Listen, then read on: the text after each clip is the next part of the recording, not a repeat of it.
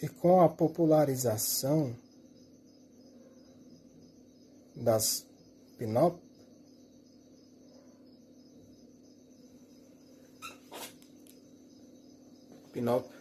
para quem não sabe, o pin-up, na pronúncia portuguesa, são aquelas fotos que se tornaram tão populares na Segunda Guerra Mundial devido à compra que muitos soldados, quando iam para a guerra com saudades de suas amadas, ou por um atrativo sex symbol, que era uma palavra muito popular na época da década de 1940, eles deixavam fotos de modelos espalhadas seja nos quartos ou nas paredes, como pôster. Assim como esse desenho meu aqui, feito pela artista e desenhista a Aurélia Cruz, eles deixavam tanto ou na parede, pregaram na parede, ou nos varais. Mas aí eu não quero entrar muito nessa questão. Eu quero ir para como a Norma Jean viria a se tornar a Marilyn Monroe, ou Marilyn Monroe.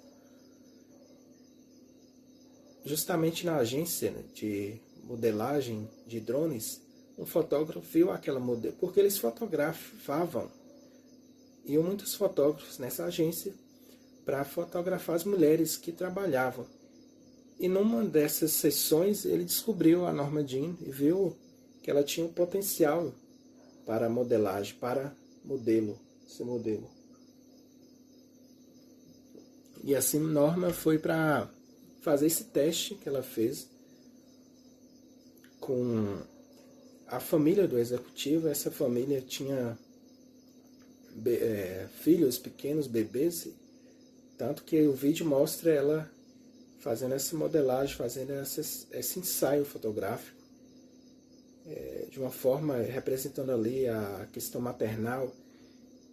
E ela tem uma relação no futuro que ela tinha um sonho de se tornar mãe. Infelizmente ela não chegou a realizar esse sonho. Teve, se não me falha a memória, um aborto, 2 abortos. Mas ela viria a se tornar a atriz através dessa visão desse fotógrafo. Aí a Century Fox a contrata com medo de outra agência de filmes pudesse contratá-la. E ela começa a fazer filmes curtas-metragens. Os curtas são, o próprio nome diz curta, né? Não é um longa-metragem de 1h30, 1h30, ou um filme de 2 horas, que são considerados longas-metragens. Os curtas são pequenos, 30 minutos, 20 minutos, 15, até um chamado de mini-curtas. Assim como os contos, tem os mini-contos, tem os micro-contos. Depois nesse tempo ela separa do primeiro marido. Foi um casamento rápido, um casamento arranjado.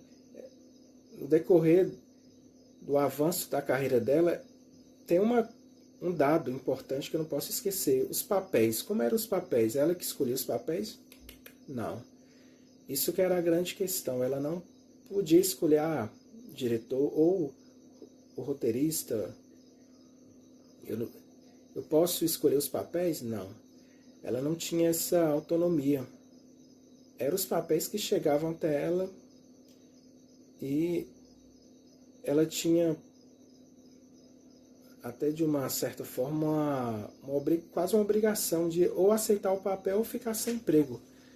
E a maioria dos papéis para o perfil dela, eles mandaram ela mudar o cabelo, colocar loiro, que era uma tendência de moda daquela época, as atrizes loiras. Tem até o estereótipo das piadas de loira burra, né? Que é um estereótipo ultrapassado. Vocês não acham? E ela começa a fazer papéis de loira, entre aspas, né? Loira burra, bem com aquelas, tipo uma mulher, uma personagem que vai estar ali correndo atrás de um cara com dinheiro, uma personagem bem superficial. Esses são os primeiros papéis dela, personagens dançarinas, personagens da... Um momento, está passando personagens simpáticos, mas ao mesmo tempo tendo essa pouca profundidade. Só depois, quase no final de sua vida, que Meryl consegue papéis mais profundos, mais dramáticos, mais com carga emocional, do que representar só aquilo que a antiga Hollywood, né, pregava e colocava como um rótulo. Não, atrizes, vocês têm que fazer o que a gente está mandando. Numa dessas, Meryl, faltando quase no final de sua carreira, 6 anos, os seus últimos 6 anos, ela cria a sua própria agência de filmes. É uma pena que ela não pôde ter sido mãe, é uma pena que ela não pôde ter sido feliz realmente em um casamento. Foram 3 casamentos, embora, apesar, entretanto, de que o Arthur Miller, quando você lê biografias de Marilyn Monroe, dizem que foi uma das maiores paixões que ela teve. Aí tem um ponto de controvérsia que talvez pudesse ser de Maggio, né, que foi o segundo casamento.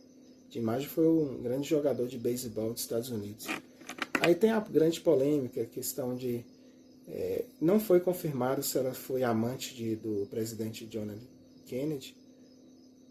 Tem esse imbróglio. Depois tem a teoria da conspiração, que a morte dela talvez pudesse ter sido encomendada pelo Estado, que ela sabia talvez de muita coisa. Mas é uma pena que ela não pôde, ela só teve 10 anos de carreira artística de atriz. E ela morre com overdose de barbitúricos. Um dia desses eu fui na farmácia e vi: não pode ser vendido os barbitúricos sem prescrição médica. Que eles têm o controle de sono, são antidepressivos. Tem o controle de humor. Na época, a maioria dos atores e atrizes usavam barbitúricos. Porém, nessa noite do dia 4 de agosto de 1962, ela bebeu muito barbitúrico e teve a overdose na madrugada do dia 5 de agosto. E ela deixou muita coisa para fazer. Morreu muito jovem, aos 36 anos. Uma lástima, porque hoje, se a gente pegar tantas atrizes com longevidade, com 80 anos de carreira, com quase 90 anos de carreira, ainda vivas, Meryl, e entre outras atrizes que morreram tão jovens, não pôde prosseguir, evoluir na sua carreira artística. Mas aqui eu deixo uma reflexão quanto a essa passagem, essa pincelada que eu estou fazendo, e também uma homenagem à passagem de aniversário, porque se ela estivesse viva no dia 1º de junho de 2026, ela estaria completando 100 anos de idade.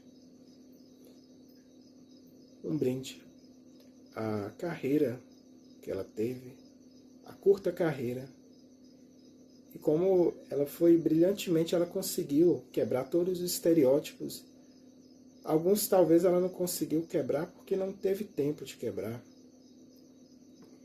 Ela foi uma excelente atriz, mas seria muito mais se não tivesse morrido tão jovem.